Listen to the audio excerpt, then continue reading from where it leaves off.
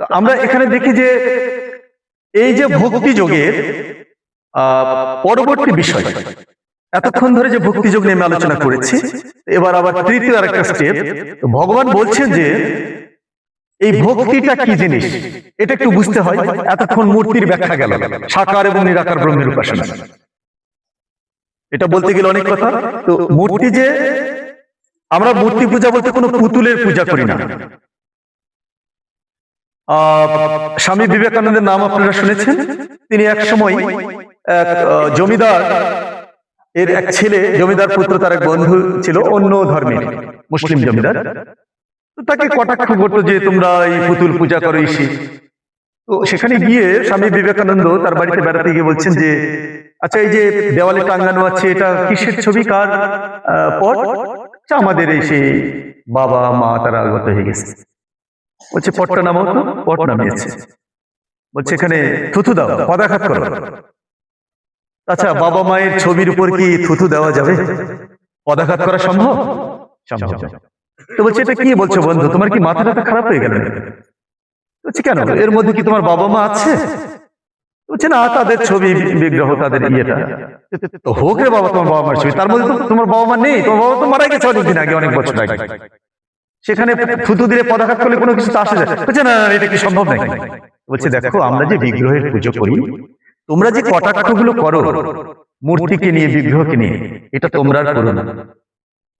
এটা আমাদের একটা ভক্তি, আমাদের হৃদয়ের যে একটা সেন্টিমেন্ট, বাবা মার প্রতি যে একটা শ্রদ্ধা যুক্ত যে একটা সেন্টিমেন্ট, যে একটা ভক্তি যুক্ত যে একটা অনুভূতি, ভক্তির অনুভূতি, সেটাকে অবমাননা করা হয় যখন তোমরা কটাক্ষ করো।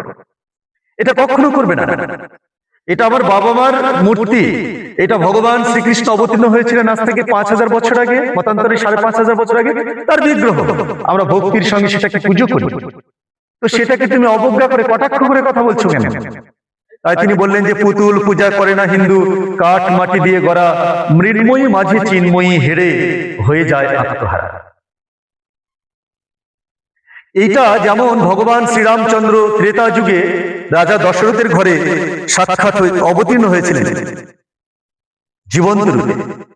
আজ থেকে দাপর যুগে 5000 বছর আগে ভগবান শ্রীকৃষ্ণ এসেছিলেন, সেই কংসের কারাগারে অবতীর্ণ হয়েছিলেন। ঠিক তেমনি আমি যে আমার যে মন্দির ঘর আছে, এখানে যে মূর্তিটা আমি রেখেছি ভগবান শ্রীকৃষ্ণের, এখানে মূর্তি রূপে আমার এই মন্দিরে ভগবান আজকে অবতীর্ণ হয়েছে। এই মনোভাবটা পোষণ করবেন। তো ভক্তিটা কি জিনিস? শাস্ত্র বলছে ভজ ধাতুর সঙ্গে 3 প্রত্যয় যুক্ত করে ভক্তি শব্দের নিষ্পত্তি। ভজ ধাতু বলতে এখানে ব্যাকরণের ভাষায় ক্রিয়ামূলকে ধাতু বলে। ব্যাকরণে যদি সব ভালো বুঝবেন, এটা ক্রিয়ামূলকে ধাতু বলে। তো এখানে ভজ ধাতুর সঙ্গে 3 প্রত্যয় যুক্ত হয়েছে। তয়ের নিচে একটা বফল আছে, 3 তয়ে বয় বফল আর রসই। এটার অর্থ কি? ভজ বলতে ভজনা করা। 3 প্রত্যয় অর্থে যে মানুষের মধ্যে যে একটা প্রত্যাশা, ভক্তি করার, ভজনা করার একটা স্বর্গীয়, একটা আধ্যাত্মিক একটা আকাঙ্ক্ষা, একটা প্রত্যাশা বিরাজ করে, এটি প্রত্যয়ের অর্থ। কেমন জিনিস? ভক্তিকে তিনি নববিধা ভক্তি বলে আখ্যায়িত করেছেন। যদিও শ্রদ্ধাত্ময় বিভাগ যোগে ভক্তিটাকে 3 ভাগে তিনি ভাগ করেছেন মানুষের গুণ অনুসারে। সেটাকে ভক্তি নাম দিয়ে শ্রদ্ধার কথা তিনি বলেছেন অনাদি গোবিন্দ ভগবান শ্রীকৃষ্ণ, যে 3 ধরনের শ্রদ্ধা বা 3 ধরনের ভক্তি আছে, সেটা মানুষের গুণ ভেদে। এই যে সত্য রজতম যে মানুষের 3টা গুণ, আপনি কি ঘুমাচ্ছেন? এইভাবে তিনি বলেছেন যে সাত্বিক ভক্তি, রাজসিক ভক্তি, তামসিক ভক্তি। তথাপিও ভক্তি যোগে তিনি এই জিনিসটাকে বিশ্লেষণ করলেন যে ভক্তিটাকে নববিধা ভক্তি বলে আখ্যায়িত করা হয়। 9 প্রকার ভক্তি। ঠিক যেন এটা একটা সোপান। যেমন আপনি নিচতলা থেকে উপরতলায় উঠতে গেলে, দোতলা বা 3 তলায় বা 4 তলায় উঠতে গেলে বিল্ডিং এ কি ব্যবহার করি আমরা? সিঁড়ি ব্যবহার করি, ধাপি। এই ধাপিগুলো বেয়ে বেয়ে আমাদের উঠতে হয়। তদ্রূপ এই নববিধা ভক্তি, আপনি যদি ভগবানের সঙ্গে সাক্ষাৎ করতে চান, ভগবানকে সন্তুষ্ট করতে চান, তাহলে একমাত্র অন্য কিছু দিয়ে পারবেন না। একমাত্র প্রেম আর ভক্তি দ্বারাই ভগবানকে আপনি সন্তুষ্ট করতে পারবেন। প্রেম ভক্তির দ্বারাই ভগবানকে আপনি আপনার সামনে প্রকট করে তুলতে পারবেন। প্রেম ভক্তির দ্বারাই ভগবানের সঙ্গে আপনি কথোপকথন করতে পারবেন। প্রেম ভক্তির দ্বারাই আপনি ভগবানকে সেবা দিতে পারবেন। হরে কৃষ্ণ। তাই এটা একটা সিঁড়ি সৃষ্টি করলেন। আপনি কি পরিষ্কার বুঝতে পারছেন আমার কথা? যে ভগবান কি করলেন? 9টা ধাপি করে দিলেন এখানে এই ভক্তি যোগে এসে। এই ধাপিগুলো ব্যবহার করে আপনি নিচতলা থেকে উপরতলায় উঠবেন। ভগবান যেখানে আছেন, এই যে সহস্র চক্রে আছেন তিনি আপনার মাঝে। এই দ্বিদল পদ্ম থেকে দ্বাদশ অঙ্গুলি পরে যে সহস্র চক্র, সহস্র দল পদ্ম, সেখানে গোবিন্দ বিরাজমান দিব্য কান্তি রূপে সচ্চিদানন্দ বিগ্রহ রূপে তিনি আপনার এখানে সেই গোলক বৃন্দাবন, এটা আপনার যোগের ভাষায় বলা হয়, সেখানে তিনি বিরাজ করছেন। আপনাকে দর্শন দেবার জন্য তিনি ব্যাকুল হয়ে আছেন। তিনি এখনো মিষ্টি মধুসূরে বংশীধ্বনি করছেন, তিনি নৃত্য করছেন। কিন্তু আপনি আমি কি প্রস্তুত? আপনাকে আমাকে প্রস্তুত হতে হবে। তিনি দেখা দেবার জন্য ব্যাকুল হয়ে আছেন। আর কুলকুণ্ডলিনী সত্তারূপে আপনার জীবাত্মাকে আপনি তো বন্দী করে রেখেছেন মশাই। এটা যোগের ভাষায়।